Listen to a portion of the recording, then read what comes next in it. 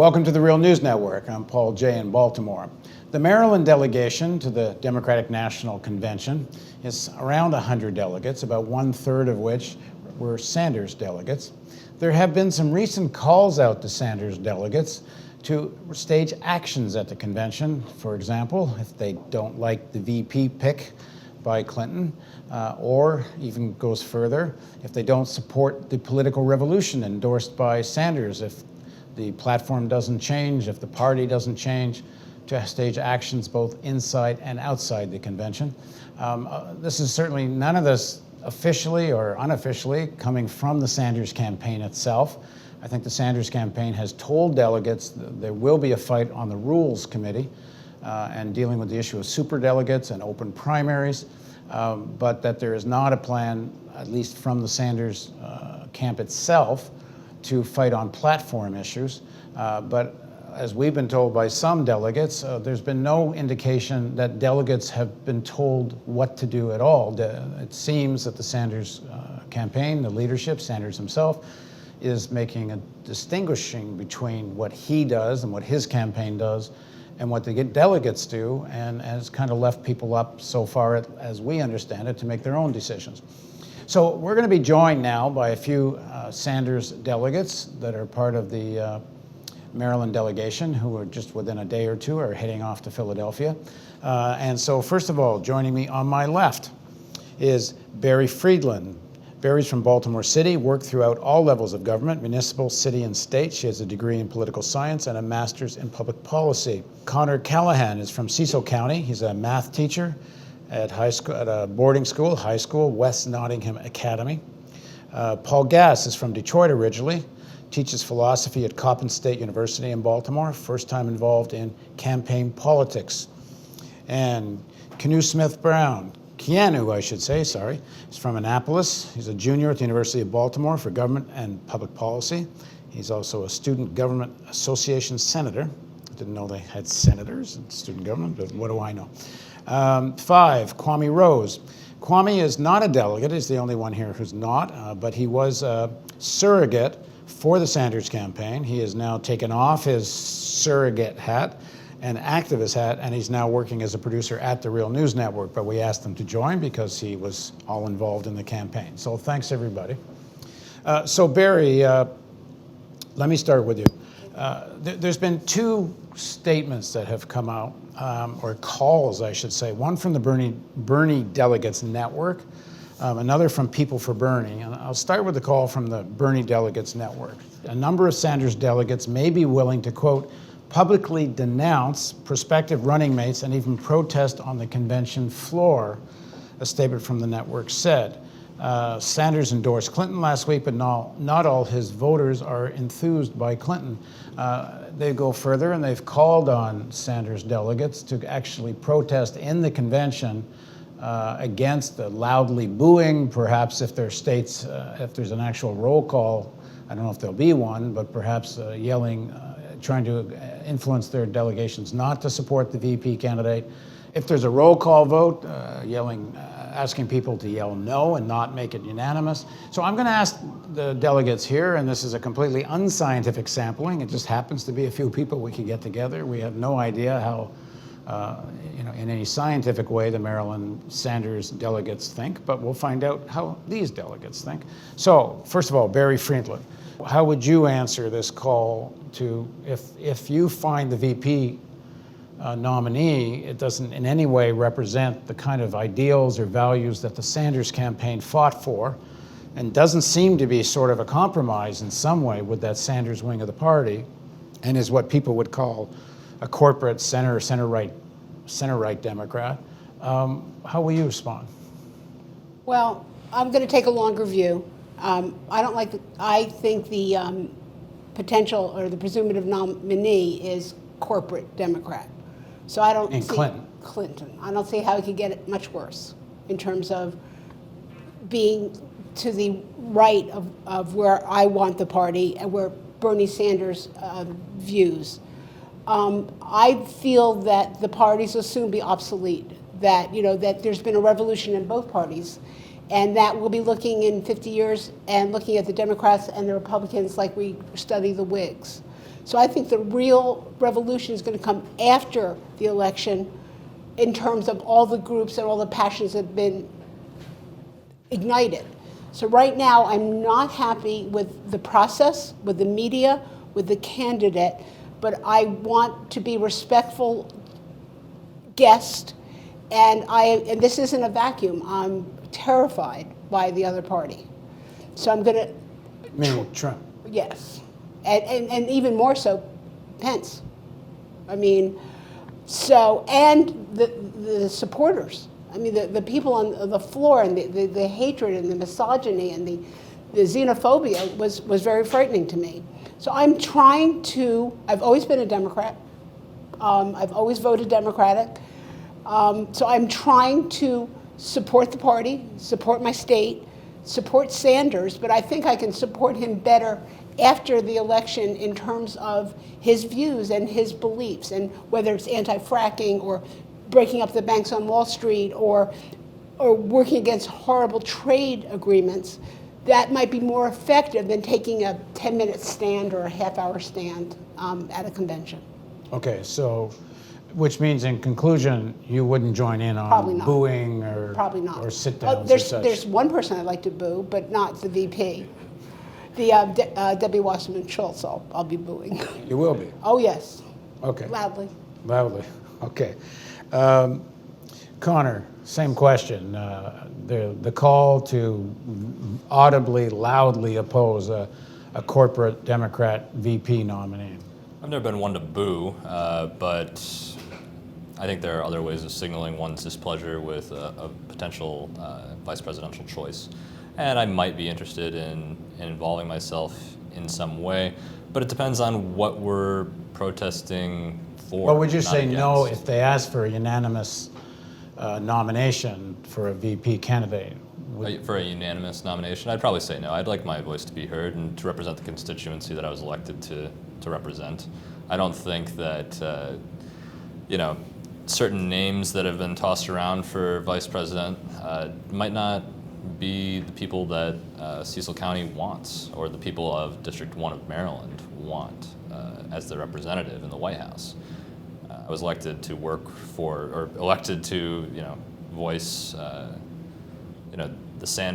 talk about Bernie Sanders and talk about his issues and to support him, not to support corporate America or a VP that could be disastrous.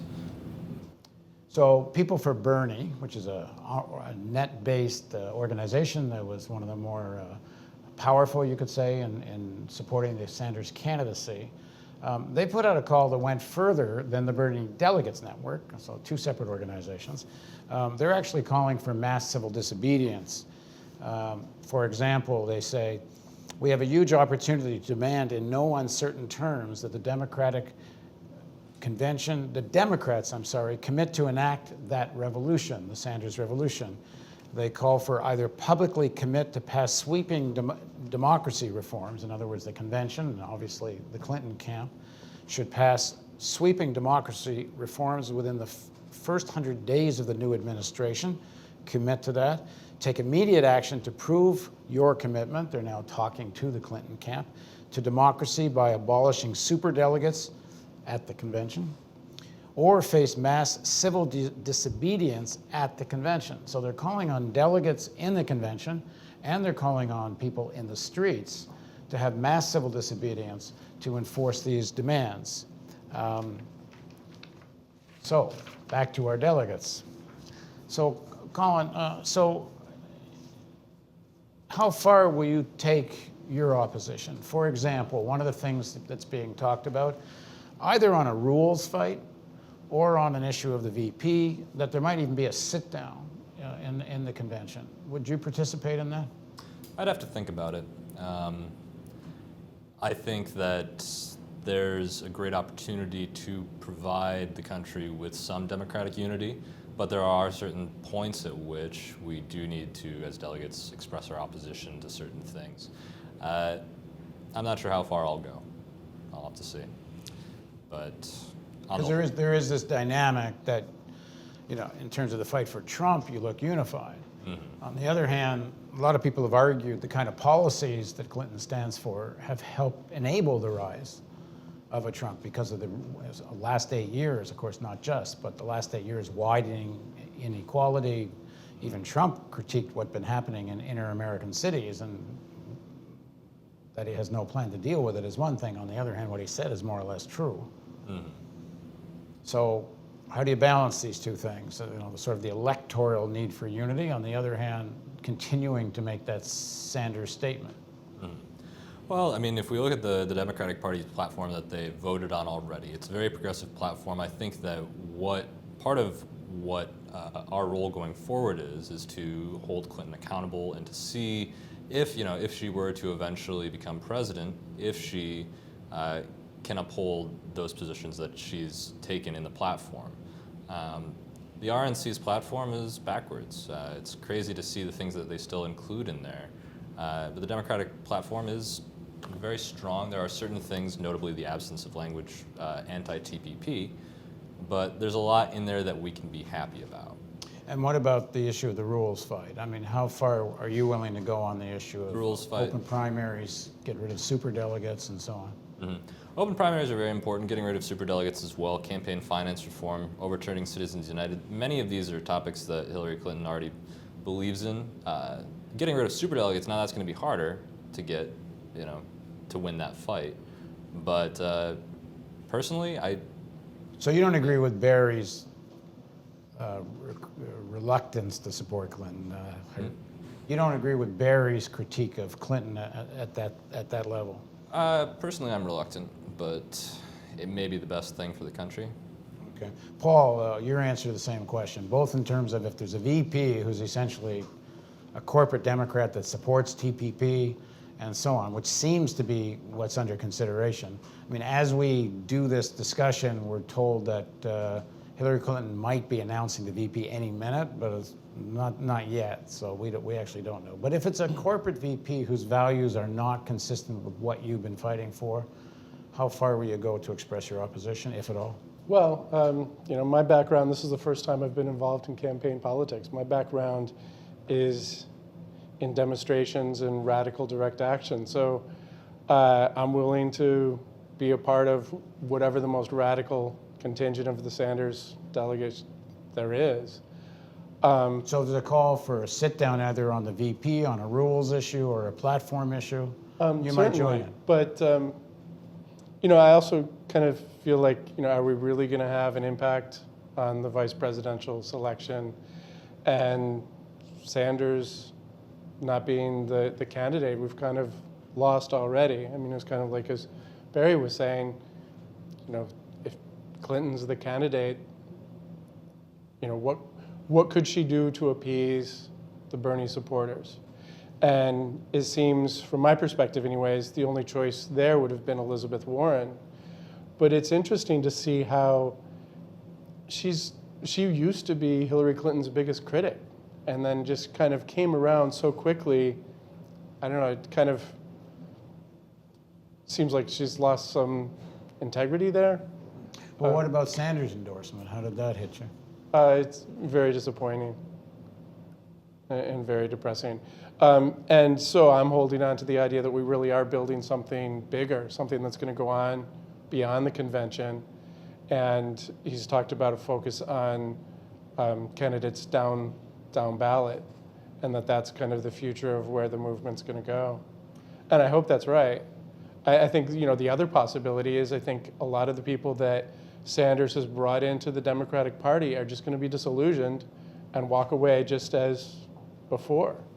I mean, the Democratic Party has taken progressives for granted for decades, just as we're going to get these votes, we don't have to do anything for it. And we're always facing the threat of like, oh, well, the Republican evil is so evil, we've got to vote for the Democrat. And they need a better strategy, right? They need, give us a reason to vote for Hillary Clinton. Keanu, you're a student. You worked hard for Sanders. You were campaigning.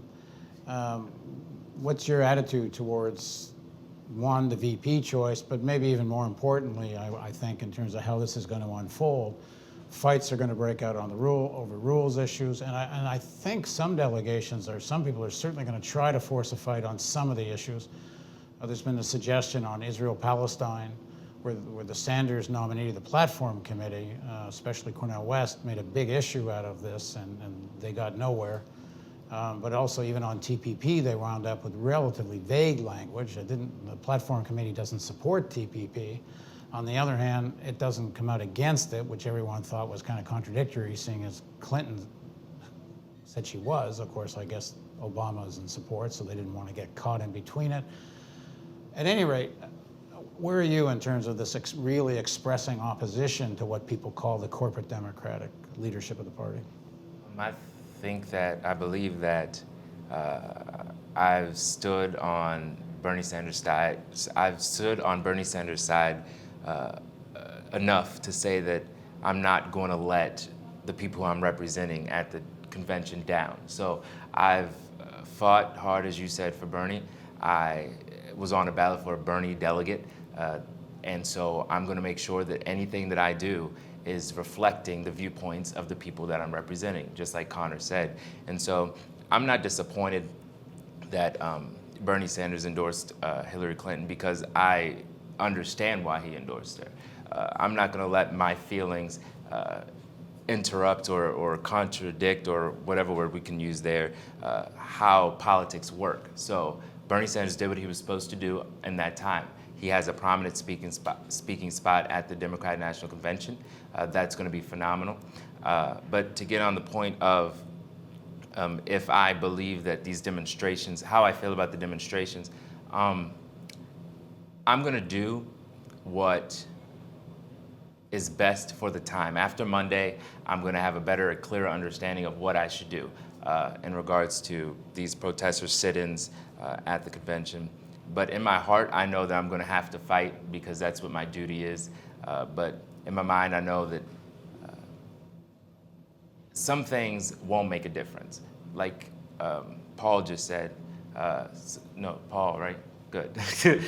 Paul just said, some things won't make a difference, pretty much. And so if I'm sitting in on the floor knowing dang well that Hillary's not going to care what we're doing, she's made up in her mind who her VP choice is, it won't make a difference. So, but does it make a difference? It may not. Some people are going to suggest, I'm sure people for Bernie would suggest, that they must know it's not going to make that big a difference to the outcome. Statement. But does it inspire people to keep fighting, to keep building this Sanders movement as an independent force from the Democratic Party? Oh, most definitely. I think that the great thing about this is that Bernie said from the jump that it's not about him and it's about the movement. It's about what the issues are. And so we are going to stand after the convention for those issues, just like Barry stated. We're going to stand for the issues that we fought so hard for during the campaign season. But at the end of the day, what I mean by it won't make a difference is that I'm going to allow the Hillary Clinton campaign and the Democratic Party to take responsibility for what they've done. Meaning, if they decided to strip people of their voting rights during the campaign season, or to have election fraud go on through the states in the country, then that's going to be their responsibility. They're going to see the result of that, and that could end up being a Trump presidency. And I'm not going to cry at home, because I know that I fought as hard as I could for Bernie Sanders, and that I'm just going to let them take they're going to have to be held accountable for what they put themselves into, and that's the Democratic Party. Regardless of if I'm a Democrat or not, I'm not going to be held liable for their actions. All right, Kwame. So as I introduced Kwame, he was a surrogate for Bernie Sanders. He campaigned with Bernie in Baltimore and some other places. He's now actually working at the Real News Network, so he's in this weird transition from sort of active involvement to now going to becoming a journalist covering it, so he's got a different hat on now. But that being said, what's your take on it? You know, I think that this week at the Democratic National Convention, I think that Bernie Sanders has a chance to set a precedent. And I think he also has a chance to continue a movement that he started and really mobilize a group of unengaged voters that had never been engaged before.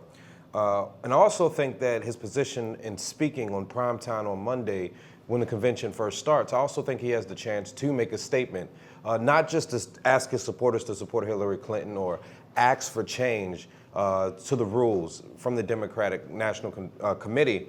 I think that Bernie Sanders, what he can do and what would be powerful, just an idea would be if he stands up and he says that we began a fight 9 months ago and that we're not done fighting, and if he asks all of his supporters, to throughout the week to support or leave, let the party know that, we really want change, and if you're not willing to bend for members that have sacrificed time and effort to continue the democratic process, then we'll be out of this party and we'll leave and we'll watch, the structure of a great American party basically fall in front of us. Some people are suggesting a swing state strategy. In fact, Norman Solomon from the Bernie Delegates Network has proposed this. Chomsky, other people have talked about it. And the idea is if you're in a safe democratic state, then you could vote third party. And in Maryland, I guess the issue would be the Green Party. Some people might choose the Libertarian Party. Do any of you consider that an option? Because in Maryland, it's almost a slam dunk that it will be a Democratic state. I guess, Democratic vote. I don't even see a problem with it in a swing state. I'm originally from Michigan, which was a very important swing state. I gave up on the Democrats at the presidential level decades ago, swayed by voting for the lesser of two evils, and then they lost anyways. So I was kind of like, well, why don't I vote for somebody that I really can believe in? And that's how I got involved with the Democrats, through Bernie Sanders. So yeah, I could imagine there'll be lots of people like me who go back to supporting other parties.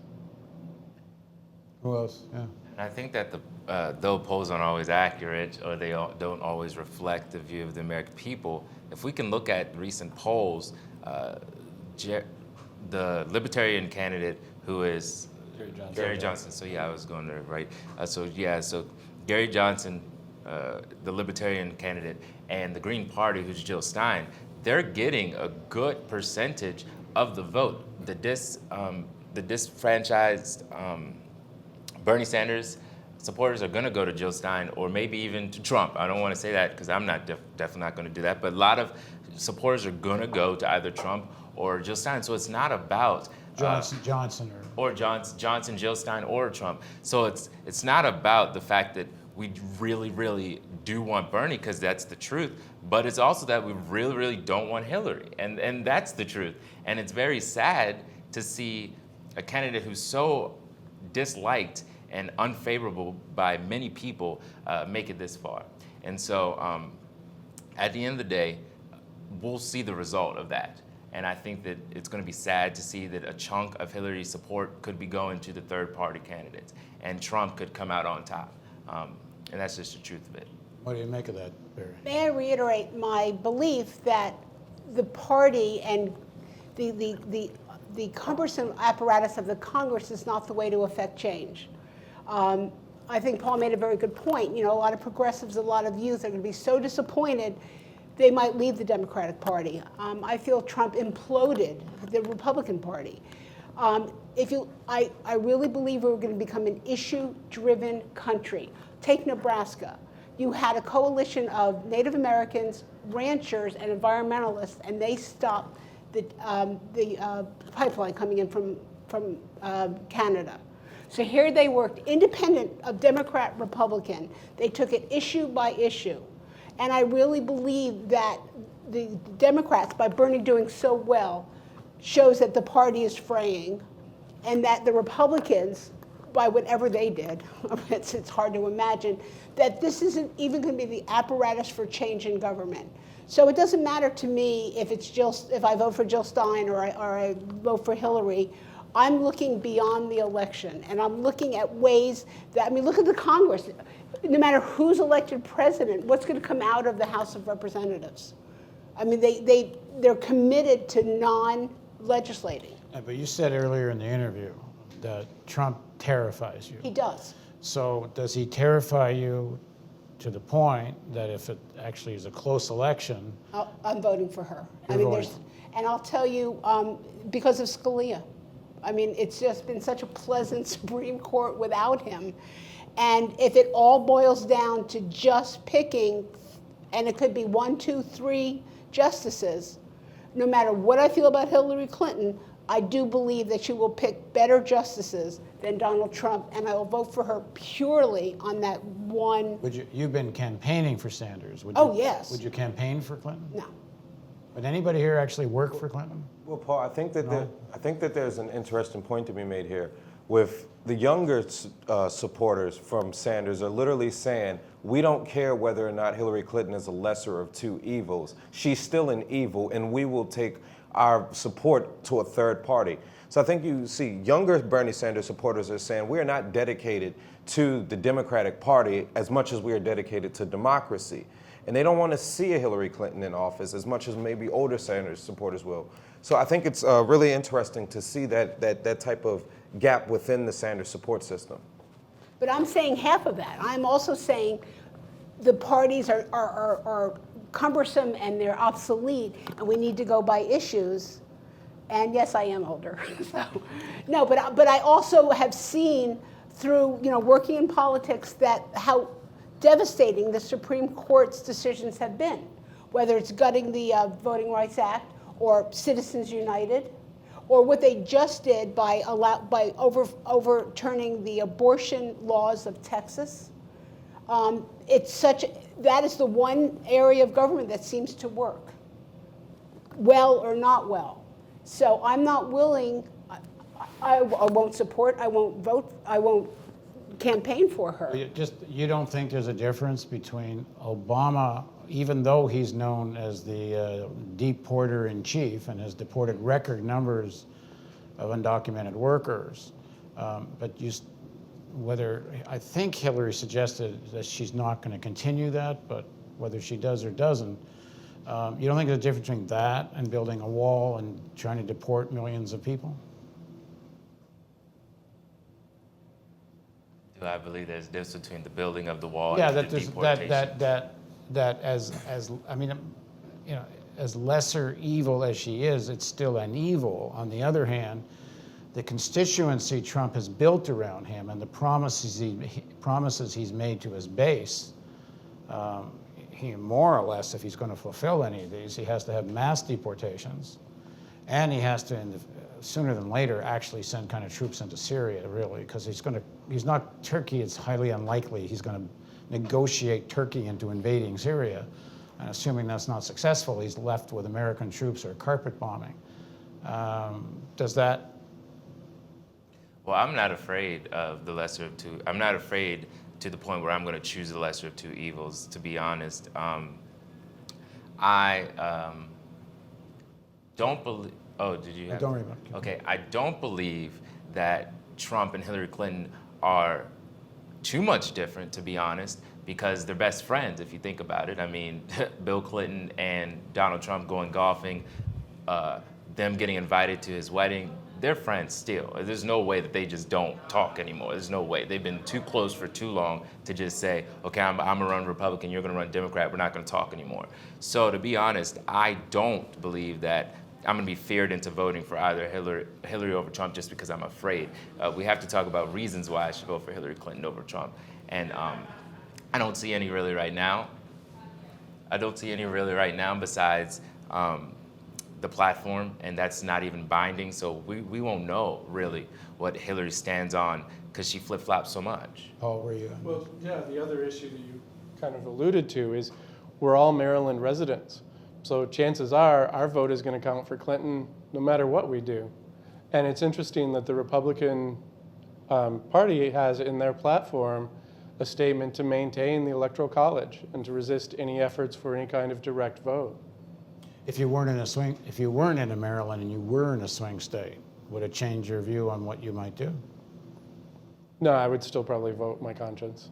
Colin, where are you at on this? Yeah, I mean, I've been a Democrat for my entire young life, and I've never voted third party. I've been interested in fusion voting and in the prospects for coalition building. My vote's blue, my state's blue. I'll probably vote Democrat no matter what in this election. I'm not particularly swayed by Gary Johnson or by Jill Stein.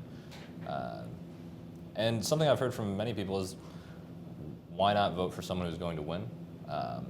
and I would hope that Hillary Clinton would win over Donald Trump. I don't have very, I don't think that Jill Stein or Gary Johnson is going to actually, they're not winning this election, right? So I'm not sure I'm not sure I stand with them on all their issues either. There is such a thing as a protest vote, but I'm not sure if I want to protest right now. Okay. Just finally, a quick survey again. I'm going to ask the question again I asked at the beginning. I don't know if this discussion changed your mind about anything. If there is a sit-down at the convention over an important point of principle, would you join it? Probably not. My eyes are on issue related. I think that I probably would not sit down, but it would depend on, once again, how important is that issue to me personally, and how important is it to the people of Maryland. What if it's TPP? If it's TPP, I'm satisfied with the language that's currently in the platform, even though it doesn't come out exactly against TPP. Well, I understand the importance of presenting a unified party, and and then in a way, the convention is a big show of that. And I talked to a friend who had been in a previous convention. It's like, what if I do get angry, but so I get up and start people chanting Bernie. He's like, oh yeah, it'll be right there in the script. 2:45, Paul Gass stands up, starts chanting Bernie.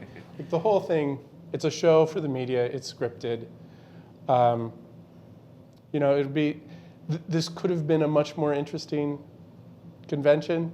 It may still be pretty interesting yet. So I'm not sure. Is that a yes or a no? Oh, as far as If there's a sit-down, a major civil disobedience / sit-down at the convention over an important point of principle. I'm not sure what it would